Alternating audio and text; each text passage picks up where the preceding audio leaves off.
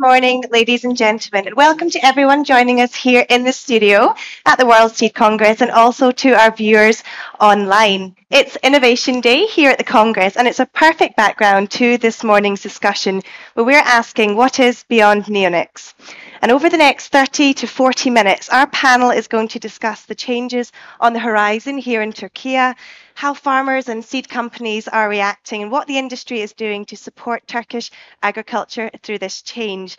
Although we won't be taking questions in the room, Corteva welcomes you all onto their booth after we're not all on the same time, but you're welcome to join them on the booth afterwards. Following the discussion, they'd love to engage and take any follow-up questions then.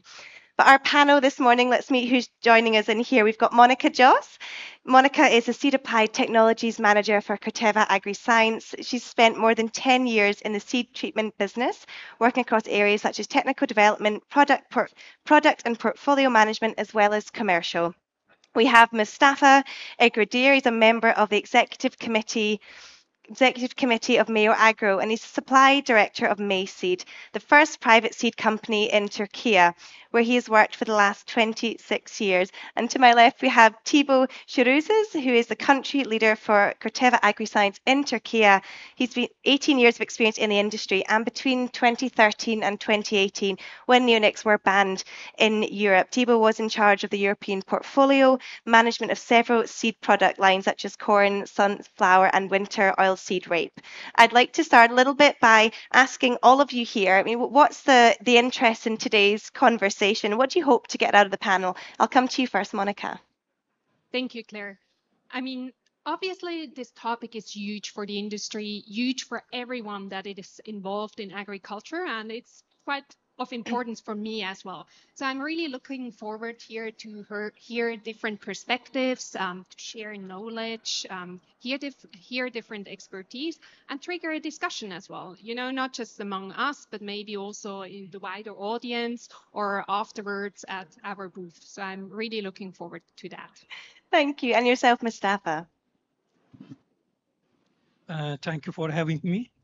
The topic, the loss of neonics in Turkey, is a significant shift in agriculture policy. Mm-hmm. Also, as a seed company, we are a part of agriculture industry, and we are affected very, dramatically. Mm-hmm. So I am here today, and maybe we can discuss, and I will learn some ideas and some alternatives, because some applications have been taken in Europe already. So thank you. Thank you, Mustafa. And yourself, Thibaut, lastly. Yeah, thanks, Claire. It's a pleasure to be here. I think from experience, we know that this transition in countries where we've seen it is not easy. It brings a lot of uncertainty, both to our farmers, but also to all the seed companies and industry members. So I'm really interested in understanding, as we pursue this change, especially in Turkey, what are some of the things that we can do to accompany all the industry members in making this transition as smooth as it can be. Mm-hmm. Thank you. And Monica, I'll come to you next. Just can you give us a little bit more background about this conversation, a little bit more into the detail?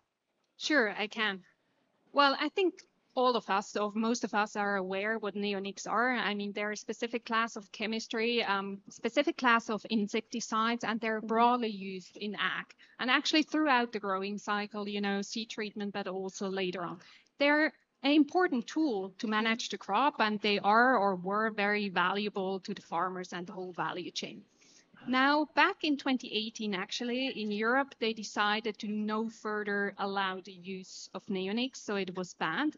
The transition actually started much earlier already. Back in 2013, the first solution left the market, and obviously they left a gap in the market, and agriculture had to adapt to the new reality, come up with new solutions, change the practices. And today, actually, in Turkey, we are in a similar situation, right? Because just recently it was decided that also here neonics are no longer allowed to be used in agriculture.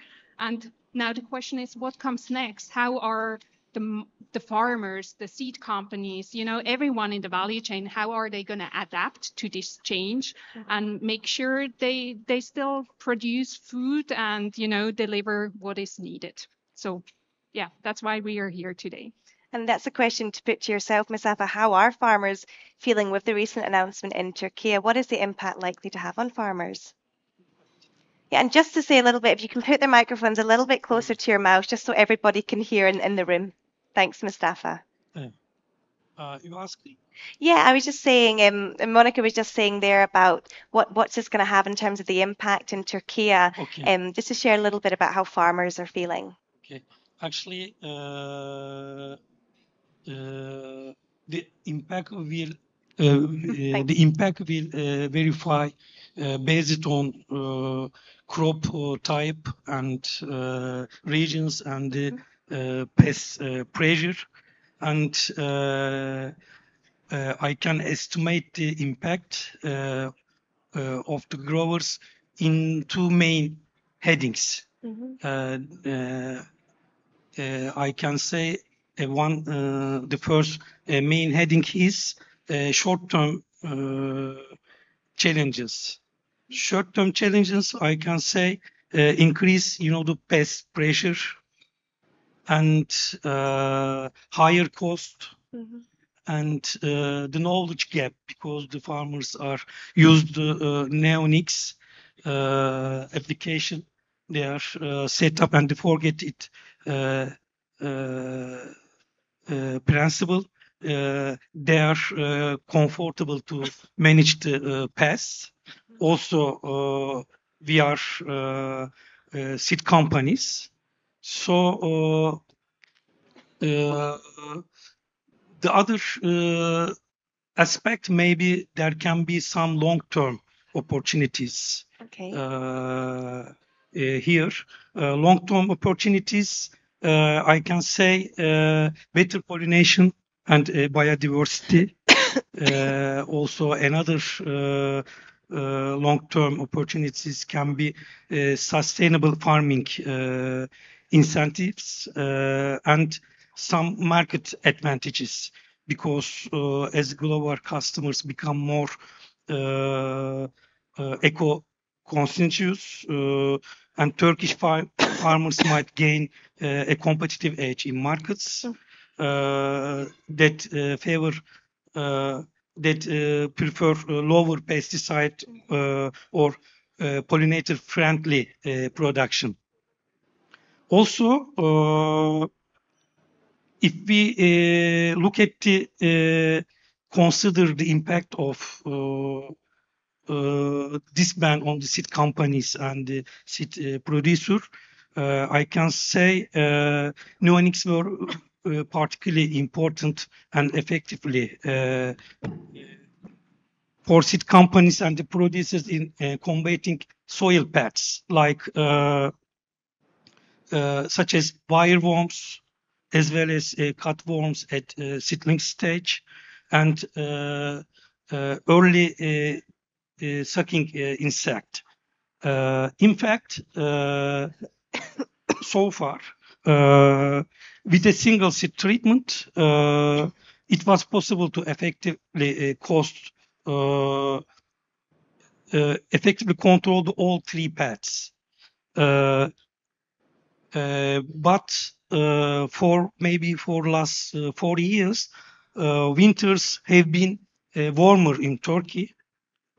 So informed because of the global warming. Also, this caused soil pests to stay more comfortable in the fields and increased their population even more. So the fight against them should be carried out even more effectively. As you know, in Turkey, the use of neonics in seed treatments was permitted only until this March 2025. As of that date, neonics will be no longer be allowed in any form of seed treatment. As a seed company, as a seed company, we have been researching alternatives to neonics for the past 3 years. We are testing both biological and chemical alternatives offered by crop protection companies in our own production research department. Last season, our production research department tested 2 registered seed treatments were presented as alternatives. The result was promising. This season, we will try these 2 seed treatments on larger scale and evaluate the outcomes. Hopefully, this result in second year will also be positive, and these products can become a viable solution for seed companies and after the post neonics world in Turkey. At the same time, we also test some biological alternatives. Mustafa, I might pause you there because I think we'll come back a little bit to that once Okay. you've heard a little bit about what happened in Europe, because it'd be interesting to draw on some of the work that you're looking at and alternatives, and we might even put that to Monica later. Because I think you mentioned earlier about things like knowledge gap and things that are going to help you realise what you said was potentially a long-term opportunity. So we can turn a little bit about what we're going to look at later in that. But I might pause and I might come to Thibaut, because you were, of course, working in Europe at the time when neonics were banned. What impact did that have? The same question I asked Mustafa, but at the time, what impact did that have on farmers in Europe? Well, it certainly did increase uncertainty because at the time these bans started, there was no broadly registered and as effective alternative on the market. There were some alternatives that provided partial control, but those were tools that were neither widely registered, nor did the farmers really have access at the time to information on those alternatives and how to integrate them in their cultural practices. So initially, the result was quite a bit of confusion, while our customers, the farmers, were trying to understand how to plan for this transition. And what was the impact on the seed industry itself? Well, in the seed industry, certainly. Well, if you allow me, I'll touch back on farmers again. Another piece that was challenging for farmers is really understanding this availability, because in Europe, for the most part, although there are some exceptions, you know, the ability to treat is based on the registration you get in the country where you treat. But the farmers often get seed that is supplied from different countries, because seed companies such as ours or other members in the industry often produce in a different country. So it was not very visible for farmers also if they can access those technologies. The other piece still on farmers, Claire, is we don't sell single seed treatments. Farmers often combine different solutions, and those early alternatives that were on the market are not always compatible. So what happened is, beyond understanding the control on insects, they had also sometimes to make trade-offs between solutions they couldn't use together. So am I more worried about bird repellency, or am I worried more about insects? Some choices, obviously, they don't want to make. But to follow up on your question, for the industry, it really disrupted the supply chains. As I mentioned just now, again, in most cases, what you can put in the seed depends on where you treat it. There are some exceptions, but for the most part, it depends on the registration in the country where you treat. And as I mentioned, we produce seeds as an industry in other countries. So all of a sudden, what the industry had to do is shift sometimes some seeds to be treated and bagged in countries where we didn't intend to, not necessarily have the capacity, not necessarily in the same production area. And our system, our supply chains are not built for that. So it put some constraints and created some delays in some cases for supplying the farmer with the seed.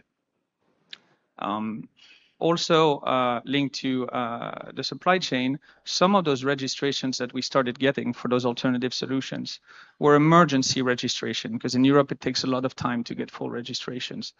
Typically, those emergency registrations are time bound. They're limited for a certain number of days. So you tend to get them late in the season.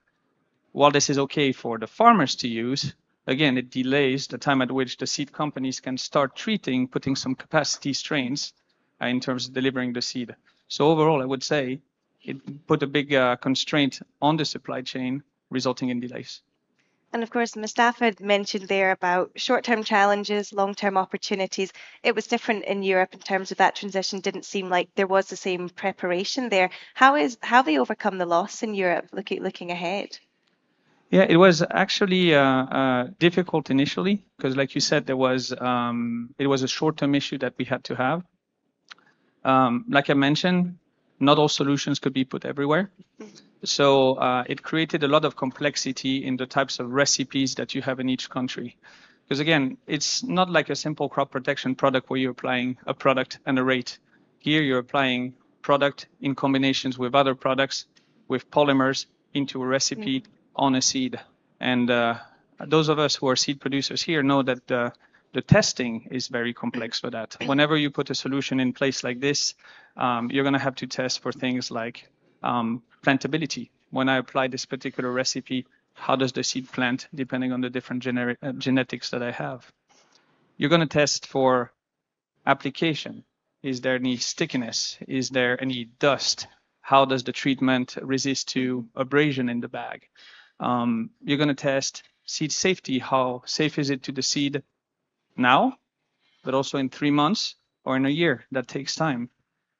You're of course going to test that it's safe to the operators that put it on the seed, to the people who handle the seed, and ultimately to the farmer. So all of these aspects take time. We had to develop capacity to do that.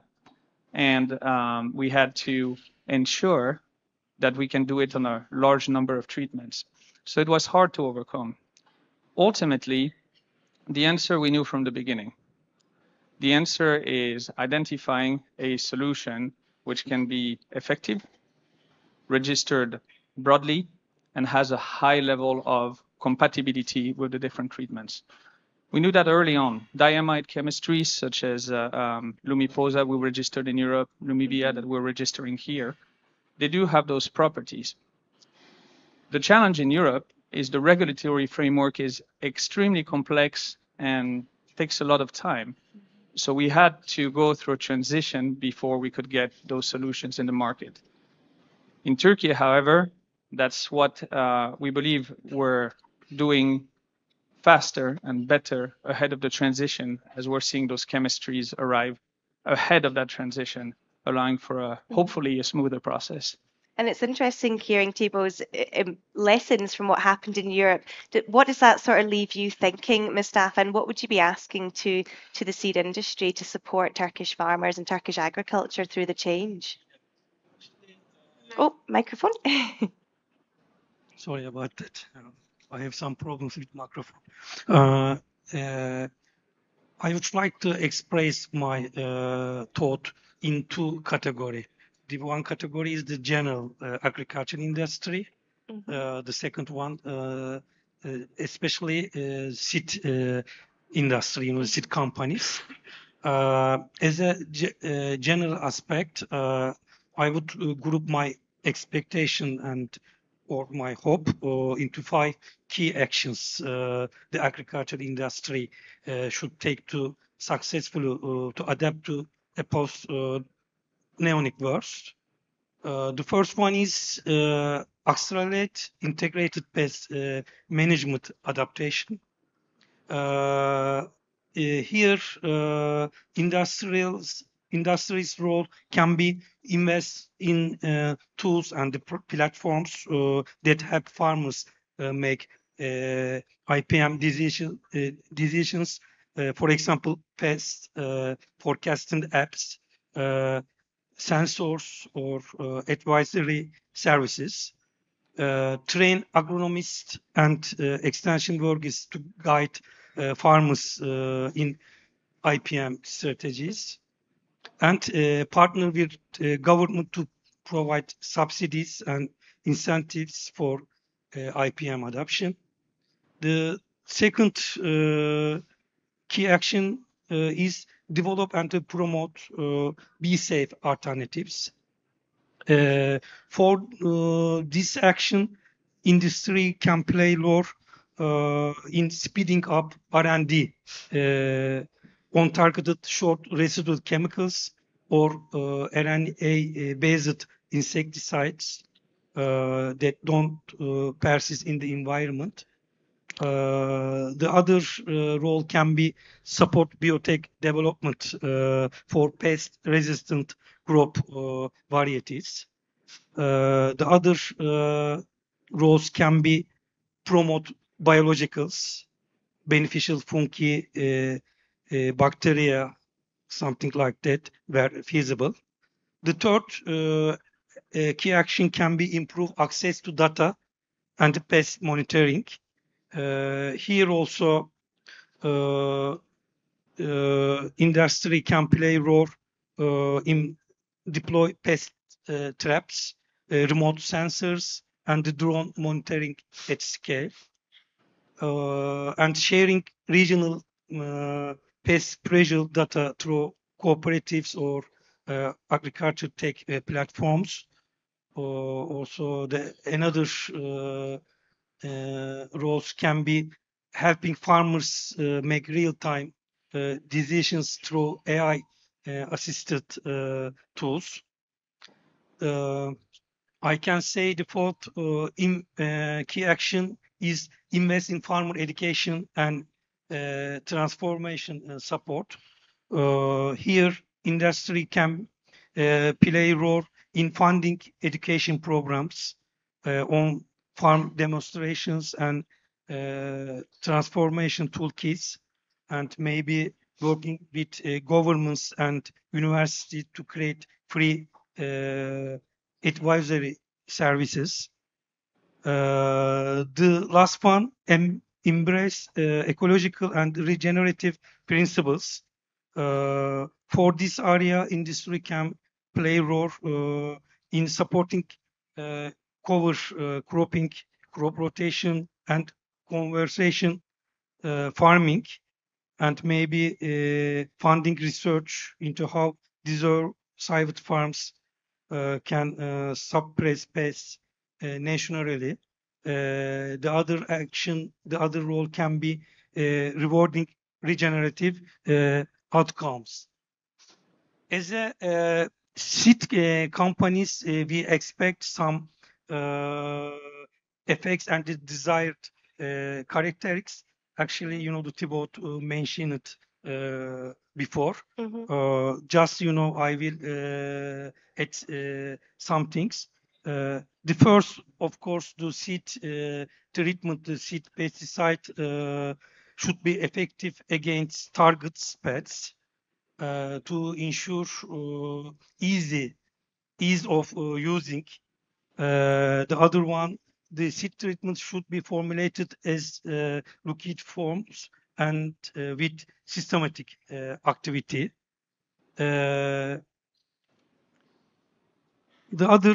I might pause you there, Mustafa, because I was going to put the question to Monica, what are you going to say in response? But I don't know if you've picked up all of your key asks there, so I'm not going to get you to focus on everything. But thank you for sharing that. And it's good to get a bit of a breakdown of the different areas you can see support. But is there anything that stuck out to you that you think that the seed industry can do to help Turkish agriculture with this change? What do you see going forward? Well, first of all, you talked a lot about solutions, innovation, and I mean, this resonates very well with me because I truly think the role of the industry is to deliver these solutions and these innovations to the market and make them available for the seed companies, for the farmers. At the end of the day, we are here to give you the toolbox you need to navigate the challenges you have, and not just you as a seed company, but also the farmers. So at the end of the day, delivering peace of mind. And, that's at the core of Corteva as well. Now, hearing what you're expecting, hearing the challenges Thibaut mentioned about Turkey, I think in Turkey, we're at a different spot than we were in Europe because we're ahead of the game. And why am I saying that? So Corteva already multiple years ago, actually, we took the bold step to focus on Turkey finding an alternative. Because here we have to say innovation doesn't happen overnight. And even if the innovation bit happens overnight, making it available takes a lot of time. You mentioned it, you're testing. I mean, this takes time. You have to go through that. It's not from within one night, right? So actually coming back, we anticipated this change and worked on a solution a couple of years ago already. And now the solution is actually already here. I mean, you have Lumivia in the market. It was launched 2 years ago already. So, its efficacy is proven in the market. We went through all these steps. It has registration, full registration, which is absolutely key. Thibaut mentioned it. That was a hassle in Europe. So today it's registered, fully registered across multiple crops. And I think with that, we are actually giving one of the tools you need. I know you were talking integrated pest management. It might not be this one silver bullet, even though I truly believe it's close to a silver bullet. But in that remark, with Lumivia, it doesn't end. We are working on further solutions. We are working in the biological space as well. I mean, there's a clear expectation from society, from seed companies, for everyone, and we are fully committed to that. I mean, we did acquire also companies in that space. We have collaborations, so we will push for that. And we look at the whole crop cycle. Of course, the focus here is seed treatment, and that's, you mentioned it, this hassle of early insect pest pressure, that's really what you tackle with the seed treatment. But you need to go beyond that, right? You need to go into the whole crop cycle. So we look at that from a holistic point of view as well. And I think we're quite proud, that we can give this peace of mind to the Turkish market today, that actually, it's already there. The change is happening, the adaptation is happening, and we are supporting this change. Monica, you've mentioned Lumivia there, haven't you? Is there any other seed-applied insecticides coming down the line? Are there other alternatives? Well, as I just mentioned, from a pipeline perspective, of course, we are working on new solutions. I said it before, you need to be ahead of the game. And even though I don't think there will be a beyond Lumivia, there will for sure be combinations and additional product being brought to the market for sure. And we are committed to that. And we heard from Thibaut earlier about the challenging transition period in Europe. Can you fill us in a little bit about what's happening today in Europe?